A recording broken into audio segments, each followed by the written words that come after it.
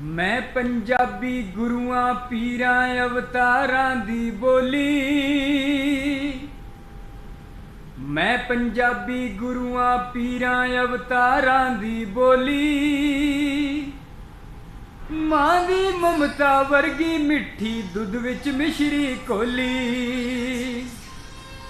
मैं ही लाड लडाया तैनू, मैं ही बोलन लाया तैनू, मैं ही लाड लडाया तैनू, लोरियां नाल खिडाया तैनू। मैं ही बोलन लाया तैनू, मैं ही बोलन लाया तैनू।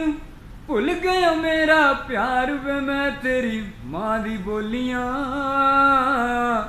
मैनू इउं ना मनो विसार वे मैं तेरी मां दी बोलियां।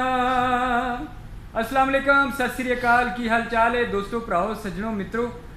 एक मैसेज रिकॉर्ड करने लई ये मैं बस क्लिप बना रहा, खास तौर पर जिहड़े बॉर्डर के उत्ते पिछले दिन टेंशन बनी सी पुलवामा अटैक तो बाद, और उस बतौर खास कश्मीरी स्टूडेंट्स का जी हैल्प की गई इंडिया के मुख्तलिफ सिख कम्यूनिटीज़ की तरफों, जी सिख जड़ियाँ तनजीमां बनिया ने उन्होंने तरफों, या जोड़े सिख इंडिविजुअली जिन्होंने इनफरादी तौर पर भी उन्होंने हैल्प की, उन्होंने शुक्रिया अदा करने लई मैं ये मैसेज रिकॉर्ड कर रहा।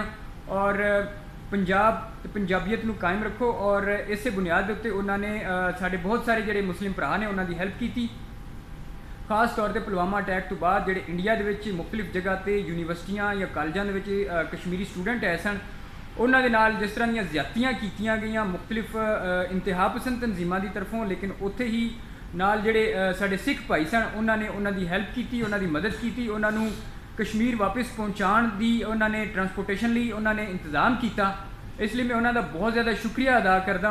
और ख़ास तौर पर खालसा एड वालियां का मैं बहुत शुक्रिया अदा करना, जिन्होंने बर्मा दे विच होने वाले जोड़े मुजालम सन, जुल्म सन, उहदे विच भी मुसलमानों की बहुत ज़्यादा हैल्प की। और कोई शक नहीं कि पंजाबी जोड़े ने वो बगैर मज़हब तो इलावा ज़रूरी नहीं कि कोई उन्होंने मज़हब का होवे दोस्त होवे तो उसकी मदद करते हैं। पंजाबी जोड़े होंदे ने वो सब की हैल्प करते हैं, वो ज़रूरी नहीं होंदा कि कोई उन्होंने अपने मज़हब का होवे। तो मैं इसलिए बहुत शुक्रिया अदा करना चाहवागा जोड़े साढ़े सिख भाई ने। और उस तो बाद फिर जो बॉर्डर की टेंशन हुई उहदे विच उन्होंने जोड़े चढ़ते पंजाब वाले ने उन्होंने लहंदे पंजाब वालियां दे नाल जिस तरह प्यार मुहब्बत का इजहार किया, ये प्यार मुहब्बत इसी तरह कायम दायम रहना चाहिए। और उन्होंने साढ़े जोड़े पाकिस्तान के भाई ने उन्होंने सामने सानू पंजाबियों को सुरखरू कर दिता है, सानू कामयाब कर दिता है, क्योंकि बहुत ज़्यादा साढ़े उत्ते पहले तनकीद होंदी सी कि पंजाब वाले जोड़े ने उन्होंने करतारपुर लांघा खोल के गलती की है, लेकिन सानू लगता है कि असी कोई गलती नहीं की। और इसलिए इमरान खान का एक बहुत बड़ा अहम कदम सी कि उन्होंने जोड़ा करतारपुर बॉर्डर से उन्होंने साढ़े सिख भाइयों लिए खोलिया। और ये सानू फखर है अपने चढ़ते पंजाब वाले पंजाबियों ते। और उन्होंने जिस तरीके नाल अपनी उस प्यार या मुहब्बत का हक अदा किया है, और उन्होंने हक ते सच की गल की है।